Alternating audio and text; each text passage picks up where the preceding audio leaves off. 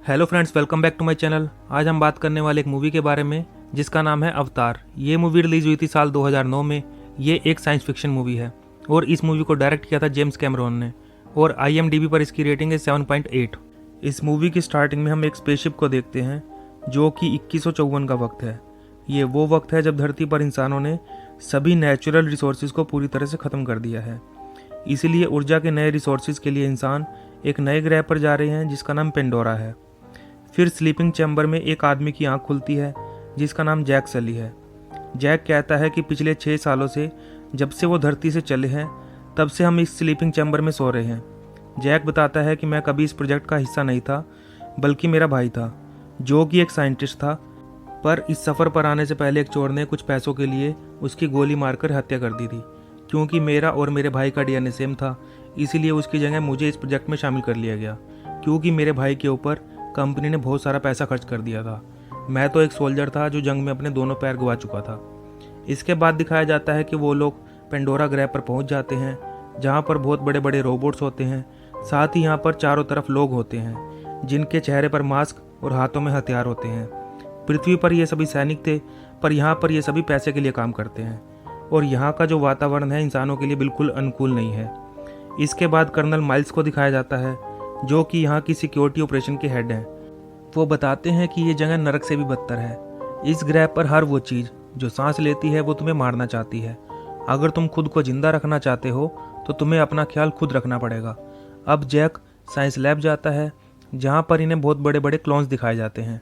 दरअसल ये इस ग्रह पर रहने वाले लोगों के क्लोन्स होते हैं जिन्हें इंसानों और इस ग्रह पर रहने वाले लोगों के DNA से मिलाकर बनाया गया होता है। ये दिखने में तो इस ग्रह के लोगों जैसे ही होते हैं जिन्हें नावी कहा जाता है, पर इनके अंदर इंसानों का DNA भी है। ये एक तरह का साइंस एक्सपेरिमेंट है जिसमें इंसान का दिमाग इन क्लोन्स को पूरी तरह से कंट्रोल करेगा। जैक को उसके भाई का क्लोन दिखाया जाता है जो अब जैक का क्लोन है। इन क्लोन्स को अवतार कहा जाता है, इसीलिए इस पूरे एक्सपेरिमेंट का नाम अवतार होता है। यहाँ पर जैक की मुलाकात डॉक्टर ग्रेस से भी होती है जो अवतार प्रोग्राम की हेड है। दरअसल उसे जैक की नहीं उसके भाई की ज़रूरत थी। इस बात से नाराज़ होकर वो पार्कर के पास जाती है। पार्कर इस पूरे प्रोग्राम का हेड होता है। वो पार्कर से कहती है कि मुझे किसी फौजी की नहीं बल्कि साइंटिस्ट की ज़रूरत है। पार्कर कहता है कि हम लकी थे कि उसके भाई का DNA से मैच करता था। अब मैं जैक को तुम्हारे साथ एक सिक्योरिटी ऑफिसर बनाकर भेजूंगा। अगर हम इस ग्रह पर रहने वाले लोगों की तरह दिखेंगे तो हम उनसे जल्दी दोस्ती कर पाएंगे, लेकिन हमारे साथ उनके रिश्ते बिगड़ते ही जा रहे हैं। ग्रेस कहती है कि अगर तुम उन पर गोली चलाओगे तो रिश्ते बिगड़ेंगे ही। पार्कर उसे वो पत्थर दिखाता है जो अनऑब्टेनियम होता है, जो इस ग्रह पर भरपूर मात्रा में मौजूद है। पार्कर कहता है कि हम इस ग्रह पर इस बेशकीमती पत्थर की वजह से हैं जो हमारी दुनिया में 1 किलो 1 करोड़ का है। इस पूरे प्रोजेक्ट का खर्च, तुम्हारे एक्सपेरिमेंट का खर्च इसी पत्थर से आता है, तो जो भी हमारे बीच में आएगा उसे हम अपने रास्ते से हटा देंगे। उसके बाद जैक को दिखाया जाता है जो स्लीपिंग चैम्बर में जाता है। दरअसल ये एक मशीन है जिसमें इंसान गहरी नींद में चला जाता है और उसका क्लोन जो उसके DNA से बना है वो एक्टिव हो जाता है। और अब जैक का अवतार वाला रूप जाग जाता है तो वो बहुत खुश होता है क्योंकि इस अवतार में उसके पैर पूरी तरह से ठीक होते हैं। वो डॉक्टर के मना करने पर भी खड़ा हो जाता है और उस जगह से बाहर चला जाता है। बाहर निकलने के बाद वो तेज़ी से भागता है। ये उसके लिए एक सपने की तरह होता है। यहाँ पर डॉक्टर ग्रेस भी आती है। वो जैक से पूछती है कि तुम्हें कैसा लग रहा है। जैक कहता है कि मैं बता नहीं सकता। और अब रात को जब सभी क्लोन्स को सुला दिया जाता है तो जैसे ही वो सोते हैं तो जैक अपने इंसानी रूप में उड़ जाता है। यानी कि जब अवतार सोता है तो इंसानी रूप उड़ जाता है और जब इंसानी रूप सोता है तो अवतार उड़ जाता है। अब अगले दिन कर्नल माइल्स जैक को अपने पास बुलाते हैं। वो जैक से कहते हैं कि मैंने तुम्हारे पुराने रिकॉर्ड्स चेक किए हैं। तुमने बहुत बड़ी बड़ी जंगें लड़ी हैं। मुझे तुम्हारे जैसे सिपाही की ही ज़रूरत है। मुझे इस प्रोजेक्ट में कोई इंटरेस्ट नहीं है। जहाँ इस ग्रह पर लोग रहते हैं वहाँ बहुत सारा अनऑब्टेनियम है। मैं चाहता हूँ कि तुम उनमें शामिल हो जाओ, उनसे दोस्ती करो और जब सही वक्त आ जाए तब तुम उन्हें गांव खाली करने के लिए कहना ताकि हम सारा अनऑब्टेनियम निकाल लें। अगर तुम मेरा एक काम करोगे तो मैं तुम्हारे पैर हमेशा के लिए ठीक करवा दूंगा। जैक कहता है कि मैं तुम्हारे लिए काम जरूर करूंगा। अगले दिन जैक, ग्रेस, नोम और उसके साथी कैंप से बाहर जंगलों में पहुंच जाते हैं जहाँ पर इस ग्रह के लोग और बहुत ही खतरनाक जानवर रहते हैं। ग्रेस पेड़ पौधों के सैंपल ले रही होती है। तभी जैक उनसे अलग होकर जंगल को देखने लगता है।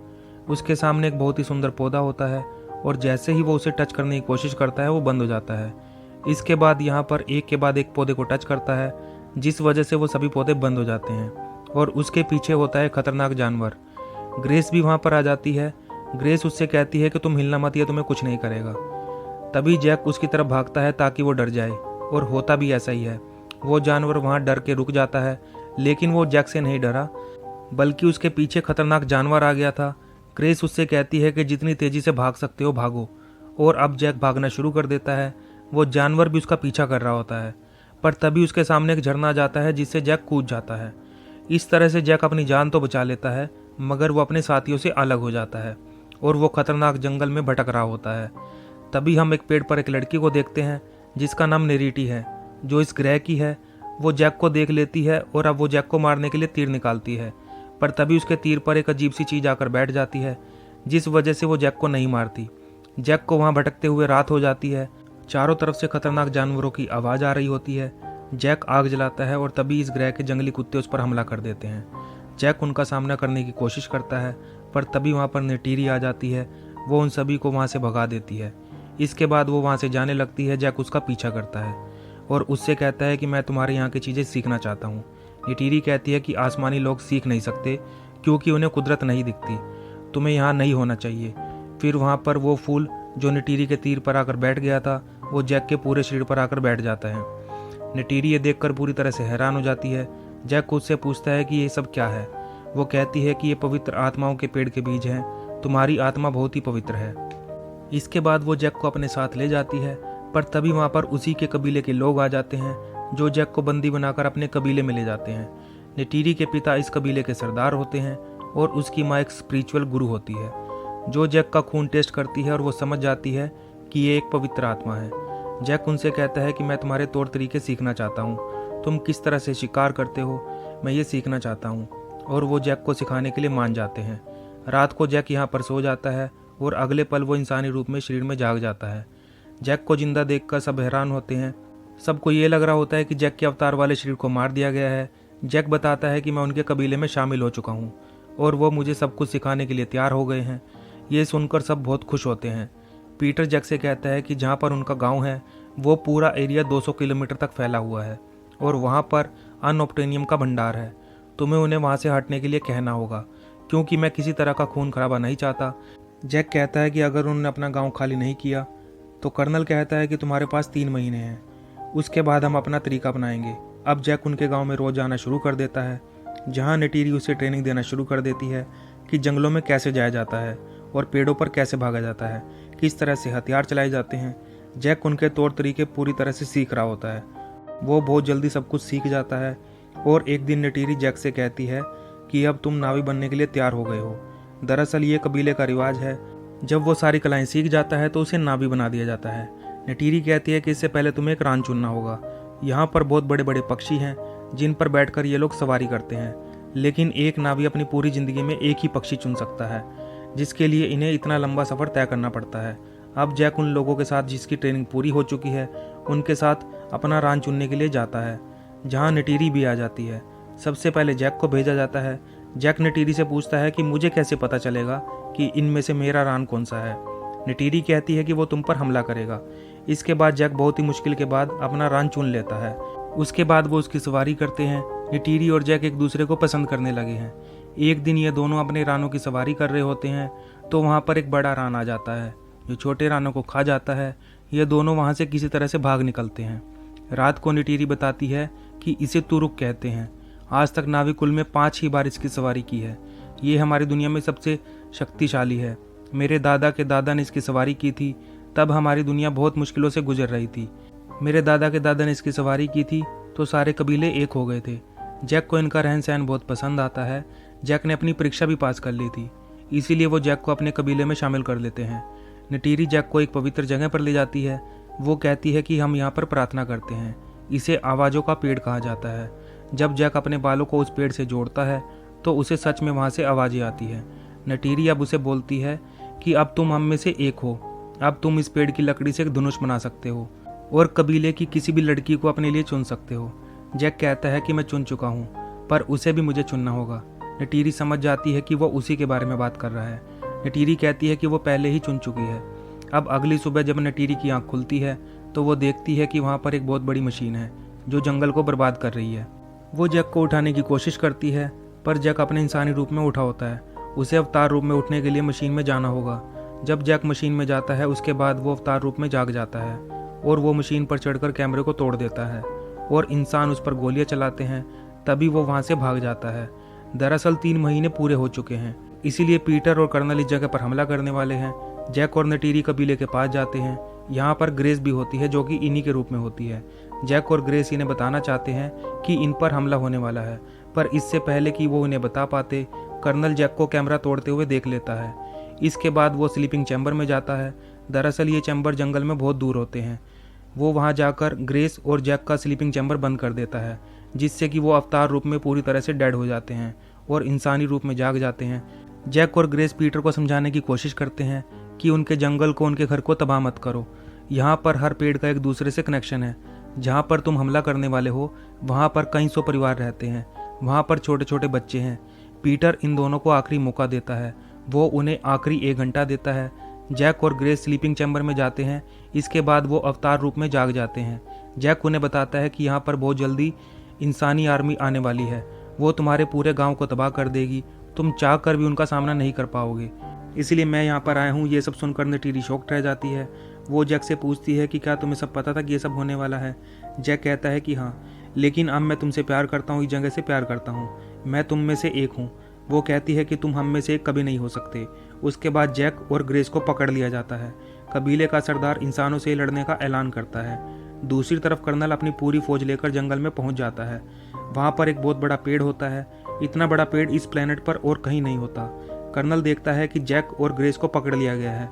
वो समझ जाता है कि इन लोगों ने इनकी बात नहीं मानी, इसीलिए वो अपनी आर्मी को इन पर हमला करने का ऑर्डर देता है और फिर एक के बाद एक कई मिसाइलें छोड़ी जाती हैं, जिससे वहाँ के कई लोग मारे जाते हैं। उसके बाद नेटीरी की माँ जैक के पास आती है। वो जैक से कहती है कि अगर तुम हम में से एक हो तो हमारी मदद करो। इसके बाद वो जैक को आज़ाद कर देती है। फिर जैक भी इनकी मदद करने की कोशिश करता है। तभी इनका विशाल पेड़ गिरना शुरू हो जाता है, जिससे इन सबको यहाँ से भागना पड़ता है। नेटीरी के पिता की भी मौत हो जाती है और जैक और ग्रेस की मशीनों को बंद कर दिया जाता है।